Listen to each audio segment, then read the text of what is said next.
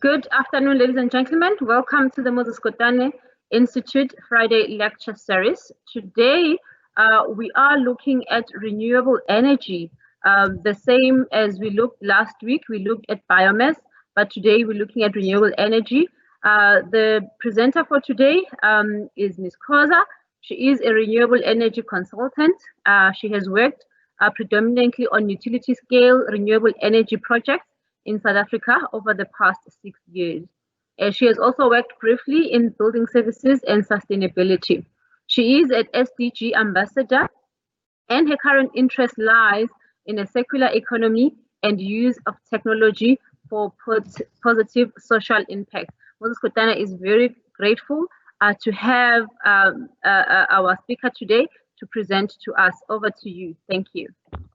Good day and welcome. I'm happy today to present to you the Strategic Renewable Energy Roadmap and Integrated Resource Plan that was completed for eThekwini Municipality, and this was funded by the C40 Climate Action Group. For those of you who don't know Arup, we're an international multidisciplinary engineering consulting company. We have three offices in South Africa. Our head office is in Johannesburg, and we have offices in Cape Town and in Durban. Arup has a long history of working with the C40 Climate Action Group, and we have produced various publications focused on cities and climate change over the past 10 years or so. The C40 Technical Assistance Program specifically supports cities in achieving their climate action targets. The C40 cities commissioned Arup as part of this program to support the eThekwini municipality in creating a strategic renewable energy roadmap for the municipality. The aim of this roadmap is to advise the city on how they might achieve 100% renewable energy supply by 2050. The key takeaways that I will be going over specifically are the challenges and the gaps that were identified through this process. Among the key challenges that eThekwini faces in terms of renewable energy is the average resource compared to the rest of the country. Specifically with solar and wind energy, the municipality has a very average resource, and we know full well that the Northern Cape has a really good solar radiation, and we know that the Eastern Cape has a very high wind resource. So for this specific reason, most of the large-scale utility renewable energy projects are not found in KwaZulu-Natal, but they're found in other parts of the country. This creates a challenge in terms of job creation through the development of renewable energy technologies within the municipality. The municipality is also plagued with a high rate of poverty and inequality, which creates a need for rapid economic growth and reduction in human vulnerability. Thus, social and economic development take precedence over climate action. In terms of the gap analysis, a key takeaway was that there's a lot of data actually existing. However, monitoring and evaluation is not in place for renewable energy projects being undertaken at a municipal level. A lot of work has been done and is continued to be done. However, there's a lack of follow-through, and valuable lessons learned and data are being lost along the way. There are numerous studies and reports being completed that have not been taken forward. This is either through staff turnover and a lack of resources by the municipality, or support and drive to take these projects forward. Collaboration is key, and there is so much that municipalities can learn from one another, as the challenges faced by municipalities are not unique, and there is a common goal. The eThekwini municipality specifically has demonstrated a willingness to interact with municipalities around the country to learn lessons from each other and to share knowledge. We have suggested through this piece of work that a renewable energy scout be placed per municipal department as well, to leverage potential opportunities to incorporate renewable energy technologies when new infrastructure or systems are being built or upgraded. An example of this is having knowledge shared between the electricity department, between the water and sanitation department, between the civil and structural department. So if new bridges are being built or new dams are being built, areas could be cordoned off for specifically for the installation of solar panels, and infrastructure funding could be leveraged to kind of incorporate these renewable energy projects into existing projects to kind of remove the burden that exists in terms of acquiring funding when it comes specifically to renewable energy projects. In terms of the renewable energy resources that were analyzed for the eThekwini municipality, we looked at typically proven technologies and mainstream technologies such as solar energy, wind energy, landfill gas, wastewater to energy, and biomass. In terms of the municipality's solar irradiation, this municipality has a fairly good resource, although it's not the best in the country. Municipal-owned buildings currently have approximately 10 megawatts installed. An ideal scenario would be subject to installations on public-owned land, which requires a different set of complexities. This would require public participation in terms of people allowing their rooftops to be leased to install solar panels.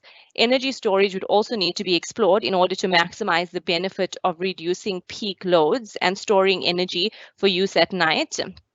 London, for example, has set a target of installing 2 gigawatts within their solar action plan, 1 gigawatt by 2030 and 2 gigawatts by 2050. So we looked at a similar scenario for Durban in terms of looking at the number of buildings that would need to be covered by solar PV in order to cover the city's energy demand. We'll talk about this a little bit later.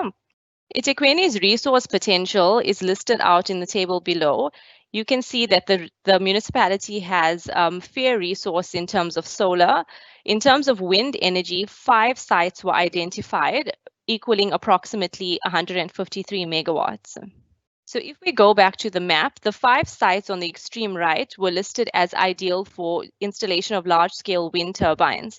The biggest challenge with regards to wind energy is the diagram in the middle basically represents the environmental sensitivities listed in the city. All the colors that you see in light blue and in dark blue basically rule out areas that are not allowed to be used in terms of birds and bats sensitivity. So as you can see, the most of the municipalities actually ruled out in terms of where you are allowed to actually install these large-scale wind turbines. And we've been left with just 5 sites in which it is safe to do in terms of our environmental laws and regulations. In terms of hydropower, the municipality's resource is quite fair. There is an opportunity to install inline hydropower within the municipal water networks. Previous studies have been completed for the municipality many years ago by hydropower consultants and experts in Australia. The company is called Entura. They did a study that basically identified 11 megawatts that could be harnessed by placing inline hydropower within municipal pipes and networks. In terms of ocean energy, the municipality has had previous studies being completed in terms of looking at the KwaZulu-Natal coastline and determining whether or not ocean energy could be harnessed. The key finding from the study was that the technology called ocean energy temperature conversion could be used. This basically leverages the difference between the temperature at the surface and the temperature further below to harness electricity. This is one of the feasible ocean energy technologies. However, other mainstream ocean energy technologies are still far too expensive and are for consideration beyond 2030. In terms of tidal energy, there was an opportunity to perhaps install tethered turbines in Durban's harbour. However, the tidal range was found to be too low in general for pursuing this type of energy. Environmental studies were not yet conducted in terms of ocean energy and the impact that this would have on the marine life. So this is something that would need to happen going forward. In terms of biomass, we all know the municipality has a lot of sugarcane, and forestry industry is also quite active in eThekwini. This resource is found to be fairly good, among the best in the country. However, the sugarcane resources are found just outside the eThekwini's municipality. So in terms of harnessing renewable energy source within the bounds of the municipality, this is technically a bit out of it, although it's still close by if we're looking in terms of job creation for people within the eThekwini municipality. This was a key focus area. In terms of waste energy, landfill gas was looked in terms of the municipality's landfills that they have existing. They are actually extracting a certain amount of gas from certain landfills within the city. The eThekwini municipality has among the best landfills monitoring in the world. They've actually won many awards in terms of the work that's being done in their landfills, which is really great. So we looked at an analysis of the amount of waste that lies in the landfills currently, and we projected what amount of waste could we get by 2030. And we translated to what kind of energy, what kind of biogas amounts could we get from that landfill by 2030. And we've estimated approximately 1.7 megawatts could be achieved from landfill gas, and 3.7 megawatts could be extracted from wastewater. So we look specifically at wastewater to energy.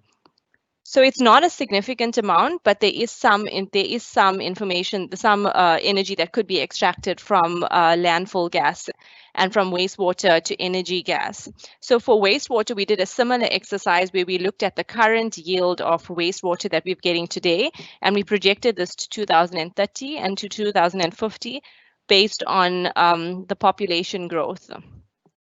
In terms of energy mix scenarios, six energy mix scenarios were evaluated.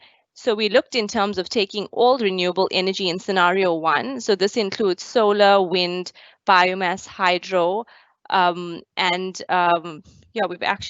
we basically looked at the average levelized cost of electricity based on IRENA's renewable energy database specifically for African countries. And you'll see that the most optimal scenario here is scenario 3. So if we go through all the scenarios from 1 to 6, the first scenario includes all technologies. The second scenario looks at solar scale to meet 100% of renewable energy. So this is looking at the scenario which includes covering almost all of Durban's rooftops in solar energy, which is not exactly realistic or reasonable, which is why this scenario was not basically selected as the best case scenario. In scenario 3, we looked at all of the technologies, but we've excluded biomass. And the specific reason for excluding biomass is due to the risk that lies in placing a lot of emphasis in yielding energy from biomass. We do know that the sector is quite volatile, and in terms of the sugarcane sector, and it hasn't actually worked to date.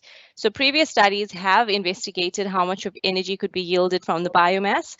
And this did look lucrative. However, it was dependent on biomass facilities investing large amounts of money in upgrading their current systems, processes, and equipment, and also changing behavior in terms of how they currently harvest the biomass. So these are two important facts that basically it hinges on making it successful.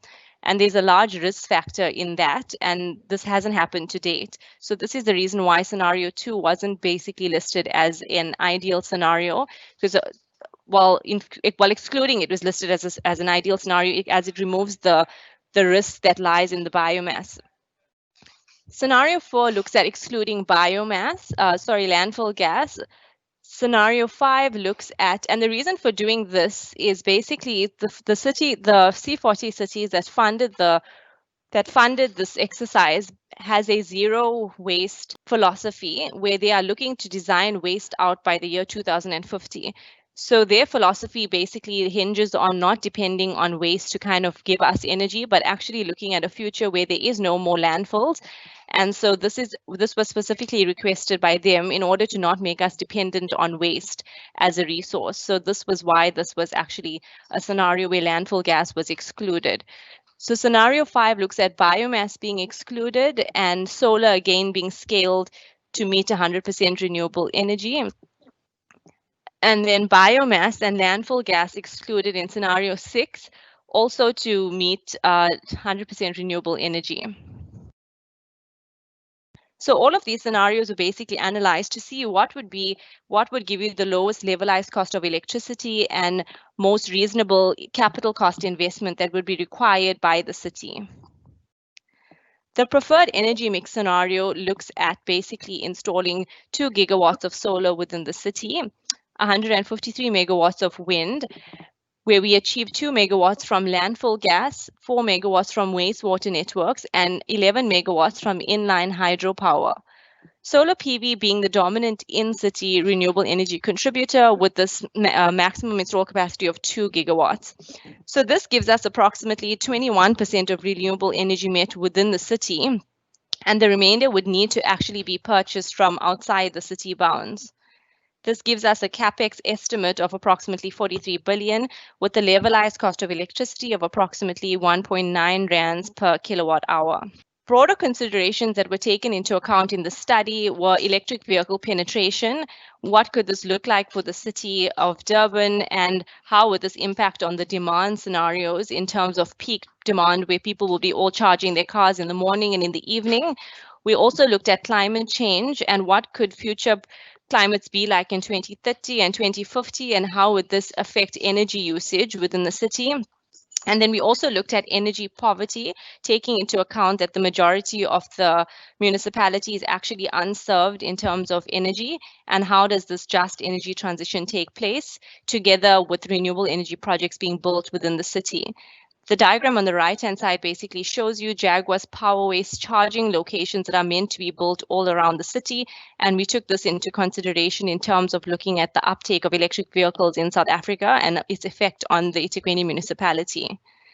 The next steps during this piece of work was eThekwini's integrated resource plan that would need to happen. We also looked at demand reduction and energy efficiency.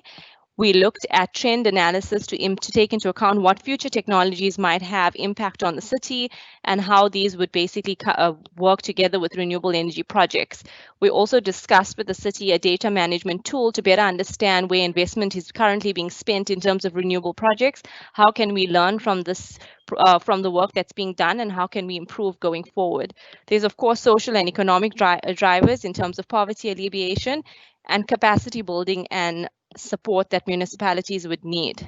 In terms of action items, we basically drew up a list of roadmap of items that the municipality could take forward in terms of policy management, generation licenses, capacity building, funding sources, and technology solutions.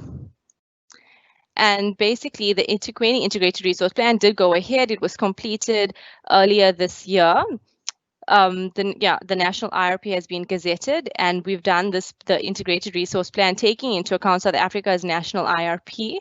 Calliope was the software that was used to model the different scenarios for the municipality's IRP. This is just a quick diagram, model flow diagram on how this was done. And I'll give it over to you, July, because I understand we're running out of time. Thank you very much. You can continue with the model flow diagram for about 2 more minutes. Okay, sure. Let's go back to that. So the model flow diagram basically shows you the demand scenarios that were used in terms of modeling eThekwini's integrated resource plan. The uptake of electric vehicles, as I previously discussed, was taken into account. If we estimated 10 to 15%, for example, of people start using electric vehicles by the year 2030, what impact would this have on the city's electricity demand? And what would this have effect would this have on how much of renewable energy needs to come in to kind of fill in the gap of this heightened demand that we are now getting in 2030 and in 2050. We looked at the scenario of taking up Eskom's customers that currently they supply. So the municipality was looking at diversifying their revenue streams, and one of the ways of doing that was kind of taking on more customers beyond residential customers, but also large-scale customers that Eskom currently provides. In terms of supply scenarios, we modeled the previous 6 scenarios that I've discussed, and we've also added on a few more. And in terms of the outputs, we've got different scenarios that give you what the optimized energy mix could look like. Similarly, with levelized cost of electricity being given per scenario, also looking at the lifetime carbon analysis and the financial assessment. July, you can go ahead. I'll stop there. Thank you very much for an informative lecture. I think one of the questions that has come through is the issue of, when we spoke about oceans energy, you indicated that there has to be a study on marine life and its potential its impact of yes. Putting the turbine side. How difficult it is to balance environmental sustainability and renewable energy? I mean, we do it quite well in South Africa in the sense that we have really good regulations from the Department of Environmental Affairs, and we've got among the best environmental regulations in the world when it comes to renewable energy projects. So there definitely is a way of making sure we're doing it responsibly and not compromising environmental sensitivities, but still able to run a renewable energy project. So there may be various mechanisms that can be put in place. In terms of running a renewable energy project, but also securing the environmental areas and not creating more damage in an area than when we leave it. So in terms of renewable energy projects for solar, for example, once a plant is decommissioned at the end of its life, the owner of the plant has a responsibility to rehabilitate the soil conditions and the entire area to leave it as they found it 20 years ago when they started building the project. So I think it definitely is possible and it can be done. And I think it's very good in South Africa that we've got very strict regulations that ensure that the two go hand in hand and that there is no compromise between environmental sensitivities and renewable energy projects in terms of construction through to operation and decommissioning. Thank you very much. Perhaps let's look at biomass and look at, I mean, you said scenario 3 is the most, that looks most in terms of capex, and in terms of others that look the most viable for the city. There are other towns around in Durban where there is sugarcane plantations, where there is biomass.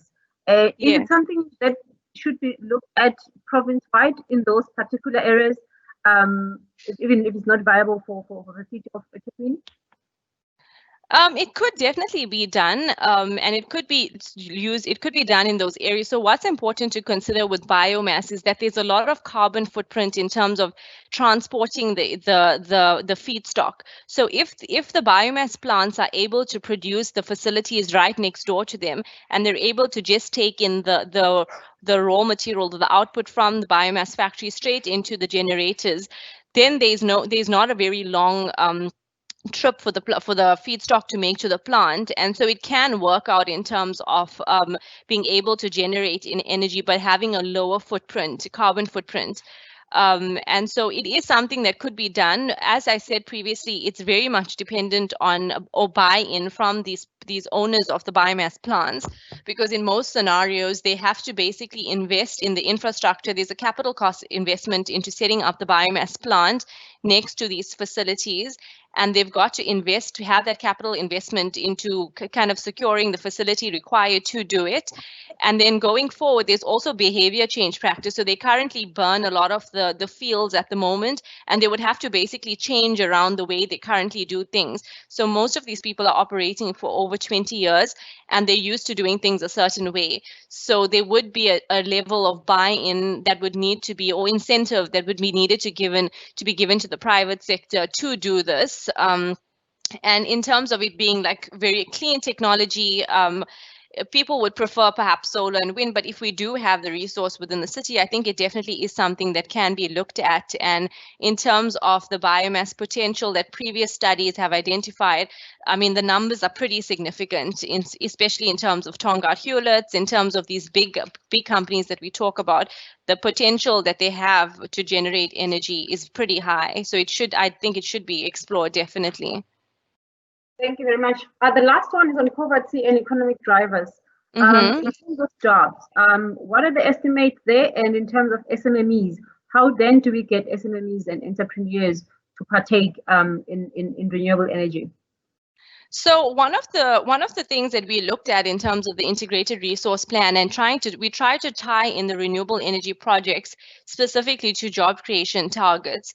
So we looked specifically at the number of jobs per person per technology, and we looked at how do we make sure that local jobs are actually secured through the whole process of developing these renewable energy projects. So the current utility scale projects that are built under the REAP program, the Renewable Energy Independent Power Producer Program. So our government's large utility scale renewable program currently has local job creation targets and local ownership within those requirements to build these utility scale projects.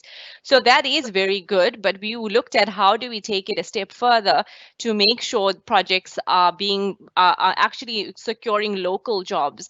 And we looked at tying it in. So we looked at, for example, if you are building a solar farm and you want to sell energy to eThekwini municipality, eThekwini eThekwini municipality currently has solar energy plant, a manufacturing facility for solar panels within eThekwini municipality. They're called Art Solar. So we said, for example, could we tie the renewable energy project, even if it's not being built in eThekwini, but they have to use the panels that are manufactured in Durban in order to secure that power purchase agreement? Like, can we tie can we get manufacturing facilities set up in eThekwini that manufacture specific components for these renewable energy projects, and then we make it a requirement that those renewable energy projects use those specific components, parts, whatever the case may be, to ensure that job creation is happening within the municipality? Because as I previously mentioned, the challenge that eThekwini has is that it's going to typically be cheaper for an investor to build a solar plant in the Northern Cape than it's going to be to build it in eThekwini. Similar with wind energy, it's going to make more financial sense to do it out of the province. So we've got to think of other creative ways of how we can actually still tie in jobs creation to eThekwini, even if projects are being built out of the municipality, and also bring in SMMEs and also work with capacity building and training and giving expertise locally, because a lot of these projects you'll find the experts are coming from Europe and they're coming from other countries, whereas we can actually, now that we're looking at a longer future with the renewable energy, we can invest in training up our own locals to be those experts that we need, so that we don't need to keep having to import this knowledge from other countries. Thank you very much. Colleagues, that brings us our end to today's lecture by Ms. Khoza Khan on Strategic Renewable Energy Roadmap and Integrated Resource Plan using eThekwini Municipality case. My name is Bongiwe July, and I would like to thank each and every one of you for joining us today. Keep it tight and see you again next time. Thank you very much. Thank you, colleagues. Thank you so much, Bongi. Take care. Thank you. Bye. Bye.